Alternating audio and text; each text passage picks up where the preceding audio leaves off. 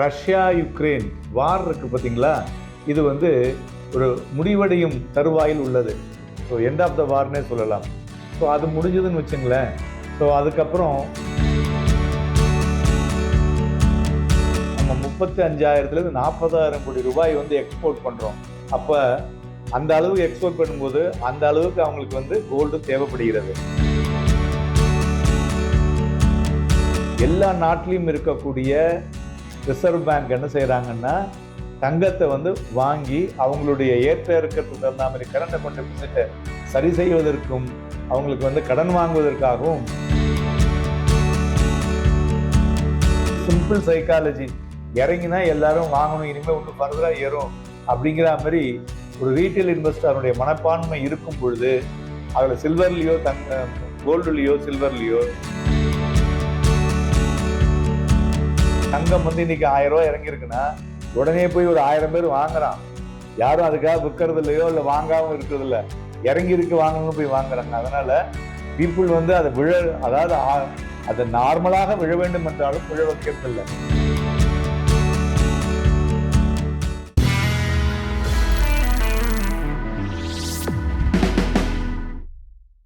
வணக்கம் இந்தியா. எல்லோருக்கும் ஒரு பெரிய புதிராக இருக்கிறது. புரியாத புதிர் என்னவென்றால், தங்கம் வெள்ளி எல்லோரும் இறங்குன்னு சொல்றாங்க. ஆனால் அது இறங்கவில்லையே. ஏன் இறங்கவில்லை, ஏன் ஏற வேண்டும் அப்படிங்கிற 2 கேள்வியும் இருக்கு இல்லையா? ஸோ இறங்காததற்கு காரணங்கள் நிறைய பல இருக்கிறது. முதல்ல என்ன பார்த்தீங்கன்னாக்க, யூஎஸ்ல ஃபெட் இன்ட்ரெஸ்ட் ரேட் வந்து போன மாசத்துல முதல்ல என்ன சொன்னாங்க, குறைக்க போறோம்னாங்க. அப்புறம் இப்போ குறைக்க போறது இல்லைன்னாங்க. அப்புறம் இப்போ வந்து கடந்த 2-3 தினங்களாக ஃபெட் இன்ட்ரெஸ்ட் ரேட் குறையக்கூடும் என்பதை ஊர்ஜிதப்படுத்தியுள்ளார்கள். அதுவும் டிசம்பர் 10ஆம் தேதி அன்னைக்கு அதை குறைக்கிறாங்க. அது மாத்திரம் இல்லாமல் அந்த ரஷ்யா யுக்ரைன் வார் இருக்கு பார்த்தீங்களா, இது வந்து ஒரு முடிவடையும் தருவாயில் உள்ளது. ஸோ எண்ட் ஆஃப் த வார்னே சொல்லலாம். ஸோ அது முடிஞ்சதுன்னு வச்சுங்களேன்.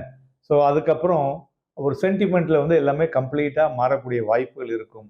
அதுபோல் டிசம்பர் 4-5 ரஷ்ய பிரசிடென்ட் பார்த்தீங்கன்னா இந்தியா வராரு. அதில் நிறைய ஃபாரின் ட்ரேட் அக்ரிமெண்ட் சைனாக உள்ளது. அதில் மேலும் நம்மளுடைய ஏற்றுமதி செய்யக்கூடிய டிஃபென்ஸ் இராணுவ பொருட்கள் இருக்குது பார்த்தீங்களா, அதில் வந்து இந்த கோல்டை வந்து அவங்க யூஸ் பண்ணுறதும் அதிகரித்துள்ளது. ஏன்னா இப்போ பார்த்தீங்கன்னா கிட்டத்தட்ட நம்ம 35,000 40,000 கோடி ரூபாய் வந்து எக்ஸ்போர்ட் பண்ணுறோம். அப்போ அந்த அளவுக்கு எக்ஸ்போர்ட் பண்ணும்போது அந்த அளவுக்கு அவங்களுக்கு வந்து கோல்டு தேவைப்படுகிறது. மூன்றாவது, கோல்டு என்ன பண்றாங்கன்னா இடிஎஃப்ல ஃப்ளோ வந்து எக்கச்சக்கமா வந்துகிட்டே இருக்கு. ஹையஸ்ட் இந்த லாஸ்ட் மந்த்னு சொல்லலாம். கோல்டுல இடிஎஃப்ல ஃப்ளோ வந்திருக்கிறது. ஸோ எல்லா நாட்டிலையும் இருக்கக்கூடிய ரிசர்வ் பேங்க் என்ன செய்யறாங்கன்னா, தங்கத்தை வந்து வாங்கி அவங்களுடைய ஏற்ற இறக்கத்துக்கு தகுந்த மாதிரி கரண்ட் அக்கௌண்ட் டெபிசிட்டை சரி செய்வதற்கும் அவங்களுக்கு வந்து கடன் வாங்குவதற்காகவும் தங்கத்தை எல்லா நாடுகளும் வாங்க ஆரம்பிச்சாங்க.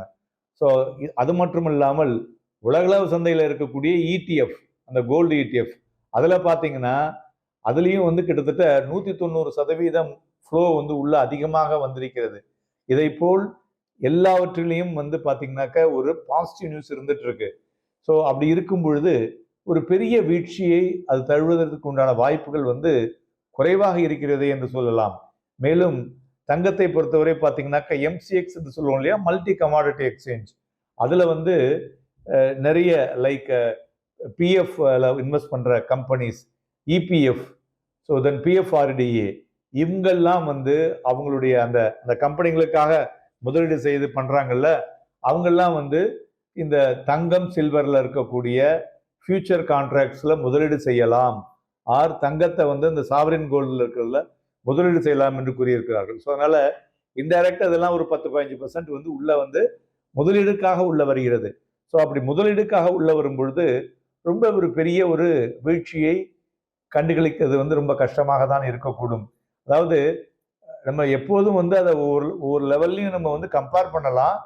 அதாவது ரொம்ப வந்து டெக்னிக்கல்ஸை கம்பேர் பண்ணணும்னு வச்சுக்கலாம். ஒரு 15 வருஷம் முன்னாடி இப்படி நடந்தது, 50% விழுந்தது அப்படின்னா இப்போ விழுமான வாய்ப்பு இல்லை. அன்னைக்கு வந்து நமக்கு எதுவுமே கிடையாது. நம்ம கையில் வந்து கம்ப்யூட்டர் கிடையாது, அது மாதிரி இப்போ வந்து வைஃபை கிடையாது. இப்போ ஏதாவது ஒரு இடத்துல ஒரு விஷயம்னா உடனே உங்களுக்கு விஷயம் தெரியுது இல்லை. ஸோ அதனால இப்போ தங்கம் வந்து இன்னைக்கு 1000 ரூபாய் இறங்கியிருக்குன்னா உடனே போய் ஒரு 1000 பேர் வாங்குறான்.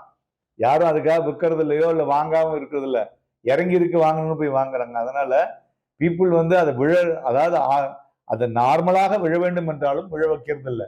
ஸோ அதனால தங்கத்தை பொறுத்தவரை வாலட்டிலிட்டி இருக்கும், ஆனால் ரொம்ப பெருசா வந்து விழுவதற்குண்டான வாய்ப்புகள் குறைவாக இருக்கிறது என்றே எடுத்துக்கொள்ளலாம். அடுத்தது தங்கத்தை விட வெள்ளியை பார்த்தோம்னு வச்சுங்களேன், அதுதான் வந்து சூப்பரா போயிருக்கு. வெள்ளி பார்த்தீங்கன்னா ஒரு கிட்டத்தட்ட ஒரு நம்ம கேஷ்ல வாங்கக்கூடிய வெள்ளி வந்து அரௌண்ட் 2 லட்சம் ரூபாய் நியர் நேற்றுக்கு போயிட்டு குறைஞ்சிருக்கு. ஸோ இந்த சில்வர் பிரைசஸ் அதுவும் பார்த்தோம்னா கிட்டத்தட்ட ஒரு 12 மாசத்துல சில்வர் வந்து டபுள் ஆயிருக்கு.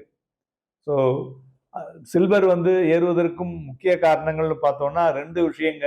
ஒன்று வந்து எல்லாரும் சில்வர் வந்து இனிமேல் இறங்கும்னு ஷார்ட் போயிருக்காங்க கமாடிட்டி எக்ஸ்சேஞ்சில். இரண்டாவது, சில்வர் பிசிக்கலாக கிடைக்கக்கூடிய சில்வரினுடைய பொருட்கள் வந்து இப்பொழுதைக்கு கொஞ்சம் தட்டுப்பாட்டில் இருக்கு. சில்வர் தட்டுப்பாட்டில் இருக்கிறதுனால அதனுடைய ப்ரைஸ் ஃப்ளக்சுவேஷன்ஸும் அதில் அதிகமாக இருக்கிறது. மூன்றாவது பார்த்தீங்கன்னா சில்வர் வந்து கமர்ஷியல் ஆக்டிவிட்டி அதில் வந்து அதிகரித்து கொண்டிருக்கிறது. ஏன்னா இப்போ வந்து எல்லா நாடுகள்லையும் ஒரு கமர்ஷியல் ஆக்டிவிட்டி அதிகரிக்கும் பொழுது அதை வந்து சில்வரையும் உபயோகப்படுத்துகிறாங்க. மெயினாக அந்த இவி சார்ந்த எலக்ட்ரிக் வெஹிக்கிள் சார்ந்த வெஹிக்கிளுக்கு சில்வரை உபயோகப்படுத்துகிறாங்க. அது வந்து இந்தியா, சைனா மாதிரி உள்ள நாடுகள் வந்து அதிகம் அதை வந்து உற்பத்தி செய்வதனால சில்வரினுடைய டிமாண்டும் இருக்கிறது என்று சொல்லலாம். ஆஸ் யூஷுவல் ஃபெட் ரேட் கட்டுனால சில்வர் பிரைஸஸும் ஃபர்தராக ஏறக்கூடும் என்ற எதிர்பார்ப்பும் இருக்கிறது. ஸோ ஓவராலாக சில்வர்லையும் பார்த்தோம்னா ரொம்ப பெரிய ஒரு இறக்கம் இருக்குமா அப்படின்னா, அதாவது எல்லாமே ஒரு அளவுக்கு ஏறும்போது அதில் ஒரு ஷார்ட்ஃபால் விழதான் செய்யும். ஒரு 15-20% விழலாம். பட் அதுக்கு மேலே ஒரு 50% விழும், 60% விழுன்னு சொல்லிட்டு நம்ம வந்து எதிர்பார்க்க முடியாது. சில்வரை பொறுத்தவரை இன்னொரு ஒரு 40-50,000 ரூபாய் வரலையும் ஒரு 2.5 லட்சத்துல போயிட்டு அதுக்கப்புறம் ஒரு ப்ராஃபிட் புக்கிங் வரலாம் என்று எதிர்பார்க்கப்படுகிறது. பட் இருந்தாலும் ஓவராலா வந்து எல்லாமே வந்து கோல்டு அண்ட் சில்வர் வந்து டிமாண்ட் சப்ளையை பொறுத்து தான் அதனுடைய ஏற்ற இறக்கம் இருக்கும். இப்பொழுது டிமாண்டு தான் அதிகமாக இருக்க வழியே சப்ளை இல்லை. ஸோ இதுக்கு வந்து சிம்பிள் சைக்காலஜி, இறங்கினா எல்லாரும் வாங்கணும், இனிமேல் ஒன்றும் ஃபர்தராக ஏறும் அப்படிங்கிற மாதிரி ஒரு ரீட்டைல் இன்வெஸ்டருடைய மனப்பான்மை இருக்கும் பொழுது அதில் சில்வர்லேயோ கோல்டுலேயோ சில்வர்லேயோ பெரிய இறக்கம் இருக்காது என்றும் எதிர்பார்க்கலாம். ப்ளஸ் ஆக்சுவல் கோல்டு சில்வரை பொறுத்தவரை டெக்னிக்கல்ஸ் அன்னன்னைக்கு ஒரு வாரம் 10 நாள் 1 மாசத்துல எப்படி இருந்தது அதை வைத்து ட்ரேட் பண்ணிங்கன்னா அதில் உங்களால் வந்து ஓரளவுக்கு லாபம் ஈட்ட முடியும். தங்கம் வெள்ளி முதலீடு அப்படிங்கிற பொழுது நாம் ஜென்ரலாக என்ன சொல்லுவோம்னாக்க, ஒவ்வொரு போர்ட்ஃபோலியோலையும் 10% வரலையும் தங்கத்தையும் வெள்ளியும் வைத்துக் கொள்ளலாம். உதாரணத்துக்கு உங்களுடைய போர்ட்ஃபோலியோ 1 கோடினா 20 லட்சத்துக்கு தங்கம் வெள்ளி போர்ட்ஃபோலியோவில் வச்சுங்க அப்படின்னு சொல்லுவோம். ஸோ இப்போ வந்து தங்கம் வெள்ளி வந்து நான் ரொம்ப நாளாக வாங்கிட்டு இருக்கிறேன், இப்போ வந்து புக் பண்ணிடலாமா அப்படின்னு கேட்டிங்கனாக்க, நீங்கள் வந்து தங்கம் வெள்ளியை வந்து புக் பண்ணணும் அப்படின்னா புக் பண்ணிட்டு என்ன பண்ண போறீங்க ஸோ அப்படிங்கிறத பார்க்கணும். இரண்டாவது, தங்கம் அதை வெள்ளி பார்த்தீங்கன்னாக்க டிமாண்டு 2023-24 டிமாண்டே பார்த்தீங்கன்னா 450 டன் அதிகரிச்சிருக்கு. இப்போ 25-26க்கு இனிமேல் தான் ஜனவரியில் தான் தெரியும் டோட்டலாக இவ்வளோ வந்து உற்பத்தி செய்வாங்க, எவ்வளோ டிமாண்ட் இருக்குன்னு. ஸோ உற்பத்தி செய்வது குறைவாகவும் டிமாண்ட் அதிகமாக இருந்தாலும் எப்படிங்க இறங்கும்? இது நார்மல் கான்செப்ட். ஸோ அதனால தங்கம் வெள்ளியை பொறுத்தவரை நீங்கள் வந்து உங்களுக்கு வந்து இப்போ மொத்தமாக வாங்குறத விட மாதம் நீங்கள் வாங்கி அந்த இடிஎஃப்ல வந்து சேகரிக்கும் பொழுது உங்களுக்கு ப்ரைஸும் ஆவரேஜ் கிடைக்கும், நிறையா வந்து யூனிட்ஸும் கிடைக்கக்கூடும். அதனால தங்கம் வெள்ளியை மாதம் வாங்குவது சால சிறந்ததாக இருக்கக்கூடும். நன்றி, வணக்கம்.